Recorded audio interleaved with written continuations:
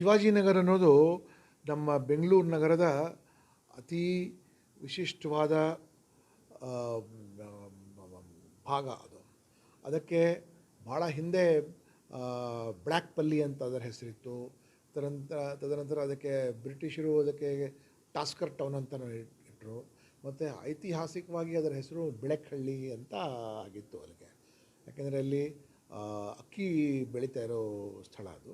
ಮತ್ತು ಈಗಾಗಲೇ ಅದಕ್ಕೆ ಶಿವಾಜಿನಗರ ಅಂತ ಆ ಭಾಗಕ್ಕೆ ಹೆಸರೇ ಇರುವಾಗ ಛತ್ರಪತಿ ಶಿವಾಜಿ ಮಹಾರಾಜರವರ ಗೌರವಿಸುವ ಸಲುವಾಗಿ ಕನ್ನಡಿಗರು ಅವರ ಹೆಸರಿನಲ್ಲಿ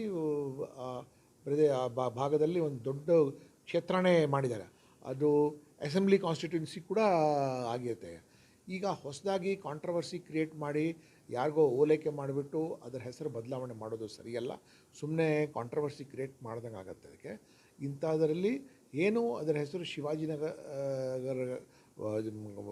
ಏರಿಯಾ ಒಳಗೆ ಶಿವಾಜಿನಗರ ಕಾನ್ಸ್ಟಿಟ್ಯೂನ್ಸಿ, ಶಿವಾಜಿನಗರದ ಬಸ್ ಸ್ಟ್ಯಾಂಡ್ ಪಕ್ಕದಲ್ಲಿ ಮೆಟ್ರೋ ಸ್ಟೇಷನ್ ಏನಿದೆಯಲ್ಲ ಅದಕ್ಕೆ ಶಿವಾಜಿನಗರ ಅಂತಲೇ ಮುಂದುವರಿಸ್ಕೊಂಡು ಹೋಗಬೇಕು ಹೊರತು ಹೊಸದಾಗಿ ಶುರು ಮಾಡೋಕ್ಕೆ ಹೋದರೆ ಕರ್ನಾಟಕದ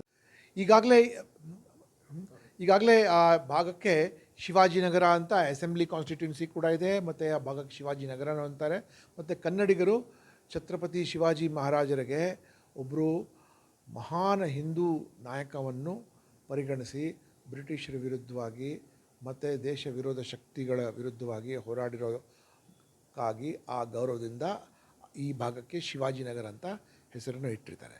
ಮತ್ತು ಛತ್ರಪತಿ ಶಿವಾಜಿ ಮಹಾರಾಜರು ಕೆಲವು ಮುಸಲ್ಮಾನರ ವಿರುದ್ಧವಾಗಿ ಯುದ್ಧ ಮಾಡಿರ್ಬೋದು, ಬಟ್ ಆದರೆ ಅವರು ಸೇನೆ ಒಳಗೆ ಕೂಡ ಸುಮಾರು ಜನ ಮುಸಲ್ಮಾನರು ಸೇನಾಪತಿಗಳಾಗಿ ಕೂಡ ಜವಾಬ್ದಾರಿ ನಿರ್ವಹಿಸಿರೋದು ಇತಿಹಾಸದಲ್ಲಿ ನಾವು ನೋಡಿದ್ದೀವಿ.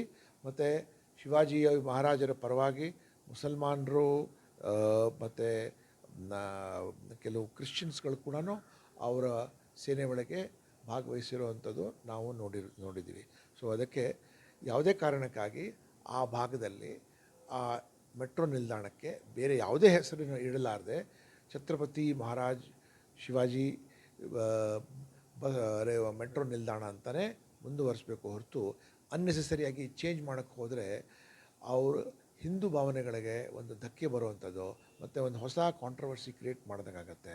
ಮತ್ತು ಶಿವಾಜಿ ಮಹಾರಾಜರು ಎಲ್ರಿಗೂ ಬೇಕಾಗಿರುವಂಥದ್ದು. ಸೊ ಅದಕ್ಕೆ ಕಂಟಿನ್ಯೂ ಆಗೋದು ಅತ್ಯಂತ ಸೂಕ್ತ.